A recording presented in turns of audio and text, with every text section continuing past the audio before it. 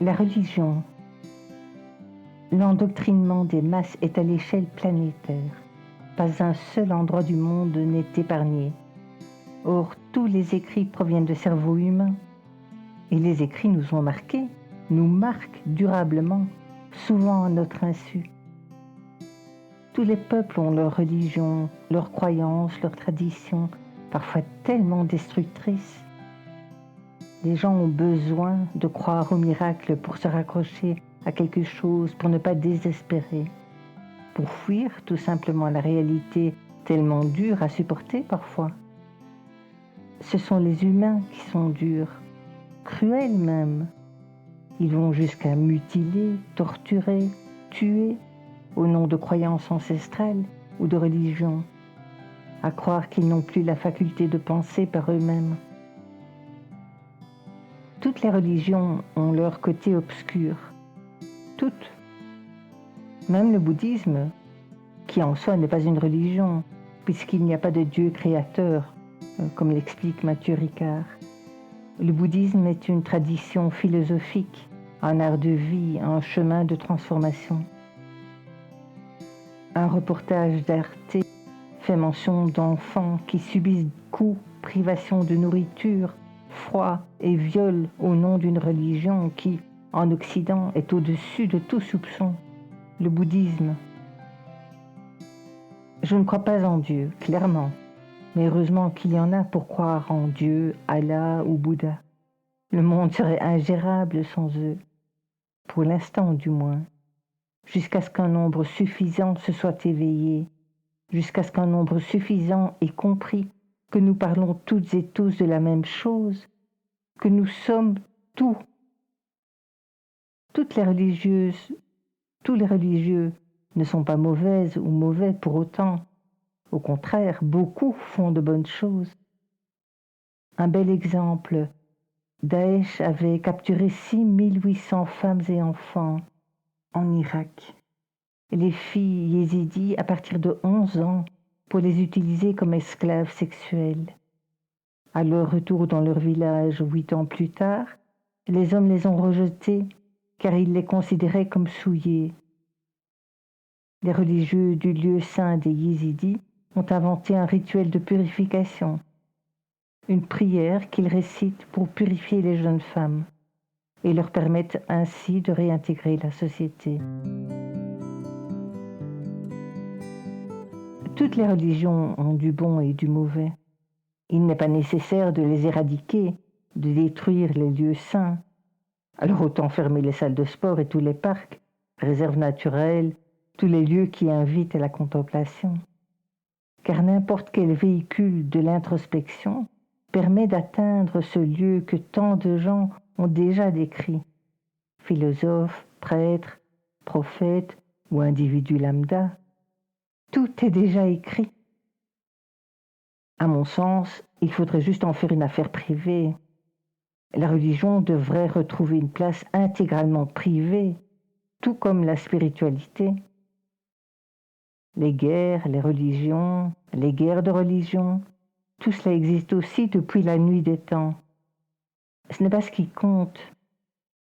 A-t-on encore besoin de religion à partir du moment où l'on comprend comment cela marche, l'énergie?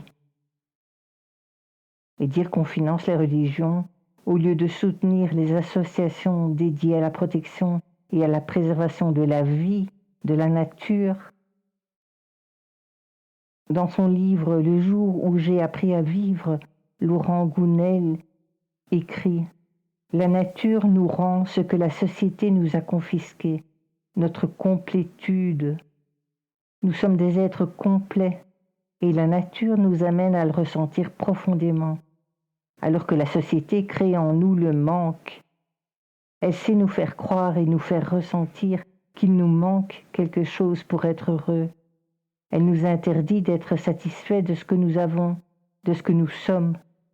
Elle ne cesse de nous faire croire que nous sommes incomplets. À mes yeux, en revanche, la spiritualité est indispensable à la nature humaine. On ne cesse d'apprendre sur soi tout au long de la vie. Et chose étonnante, les enfants possèdent souvent une profonde sagesse. Je revois ma Myriam de 8 ans venir me raconter qu'une des jeunes voisines de son père n'est pas mariée mais a eu un bébé. Je lui explique qu'il n'est pas indispensable d'être marié pour avoir des enfants. Et Myriam me répond: Oui, je sais bien. J'ai d'ailleurs dit à la voisine que ce n'est pas important d'être marié. Ce qui compte, c'est d'être heureux. Et elle m'a dit que je savais déjà beaucoup de choses. Quelques mois plus tard, mon aîné a décrété sur le ton d'une confidence: La vie nous laisse des choix. Et quand on se trompe de choix, ce n'est pas grave. On prendra le suivant. Et ma cadette: On peut croire ce que l'on veut, du moment que cela nous fasse du bien.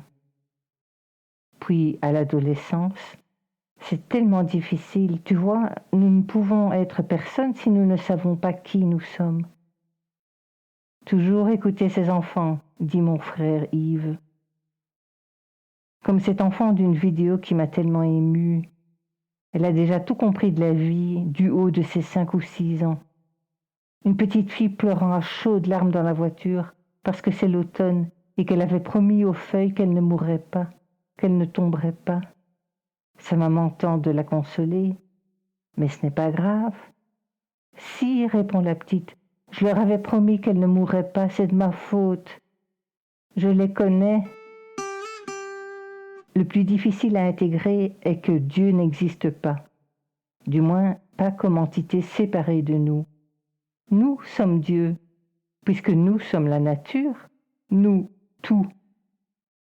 Si ça tombe, l'époux nous idolâtre, nous font des offrandes en sacrifiant des êtres pour qu'il n'y ait plus d'inondations, ou pour que la prochaine fasse moins de victimes.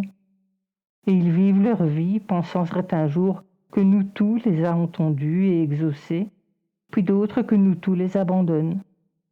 Bah oui, je me lave les cheveux 6 fois par lune.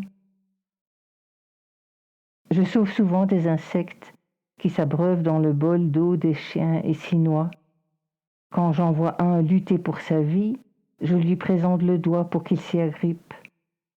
Si ça tombe, il doit faire courir la rumeur d'une déesse salvatrice qui, à l'image de notre prétendu Dieu, entend leurs prières ou reste sourde à leur appel de détresse, puisque j'en retrouve tous les jours, noyés pendant la nuit, pendant que déesse dormait.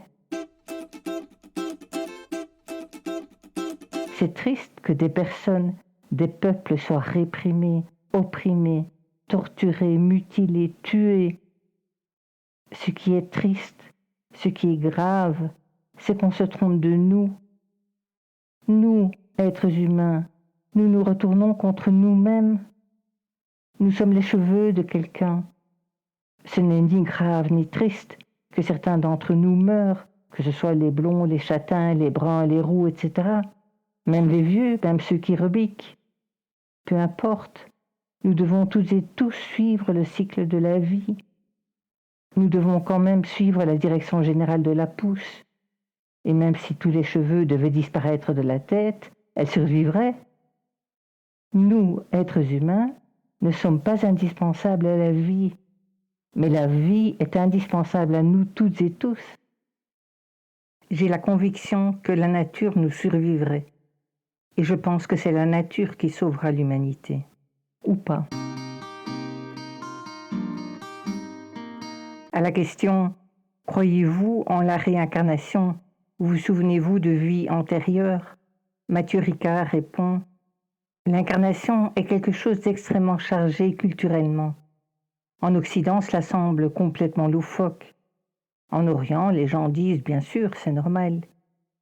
La véritable question est quelle est la nature de la conscience ?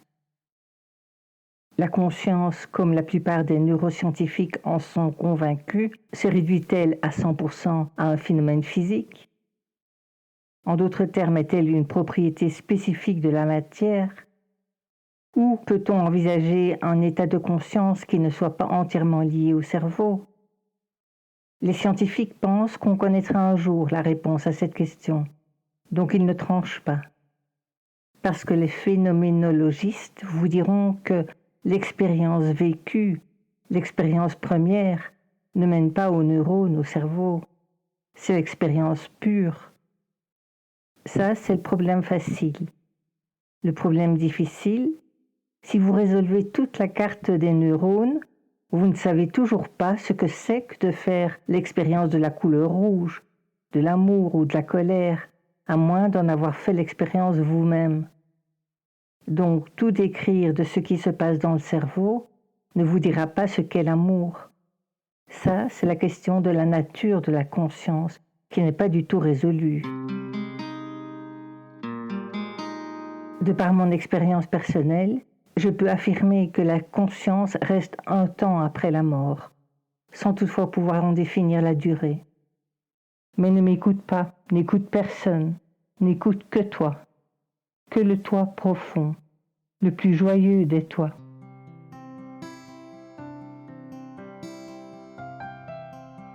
So deep in my soul lights a flame. It's called hope and no one can blow it out. This light I will share with you all. It's my love that can make you do the same. You know that's not just in some of us. You too have a flame in you, 'cause light's in everybody. If you let your light shine, you'll see people all around you will do the same.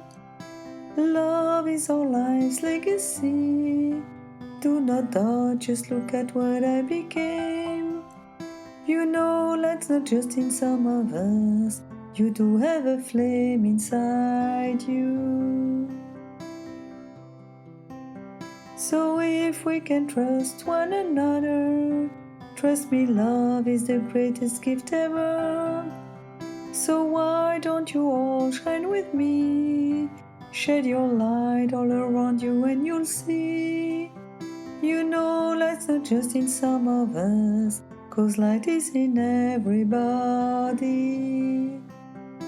You too have a flame inside you, 'cause love is for everybody. So deep in my young soul lights a flame. It's called hope and nothing, no one can blow it out. And if you can trust me, you'll see love is a gift. You'll see